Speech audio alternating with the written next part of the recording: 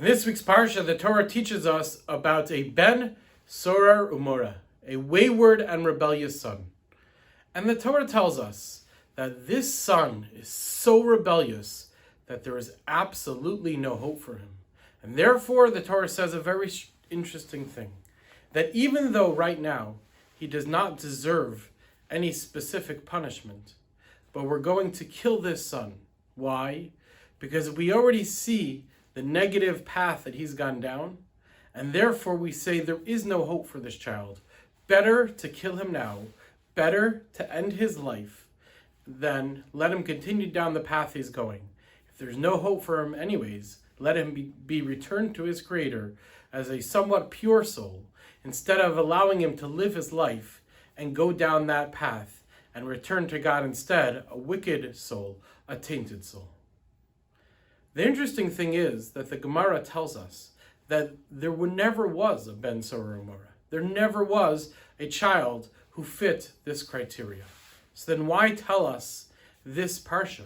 Why teach us these laws if they were never applicable? But maybe that's exactly the point. The Torah is saying, you may think that there exists a child who has no hope, who cannot be saved, and therefore we're just going to give up on him. However, says the Gemara, there is no such thing. There is no child who there's no hope for. There is no person who there's no hope for. Every single person, no matter what they've done in their lives, no matter where it looks like their life is headed, no person is beyond hope. No person is beyond teshuvah. We all make mistakes. We all do things that we shouldn't do.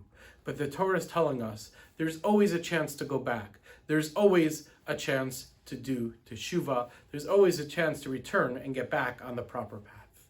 What an important message before Rosh Hashanah. We're only a few weeks away from Rosh Hashanah, a time of introspection, a time of looking back at our lives. And sometimes we look back at the previous year and we say, look at all the things that we've done.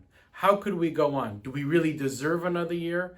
Says the Torah, says the Gemara, yes.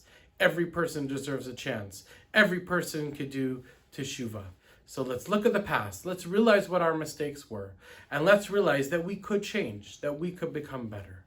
And when we turn to Hashem and we say that no matter what we've done, it's not what we wanted to do. We want to do better. We want to improve. Then Hashem will hear our tefillos, hear our prayers. And when we put in that effort to change ourselves, to make ourselves better, to never lose hope about ourselves, to always believe in ourselves, to always believe in our children, to always believe in everybody around us, then Hashem will say, if that's your attitude, then I'm going to give you a good year, a year where you could be productive, where you could change, and where you could become better. Have a great, great Shabbos.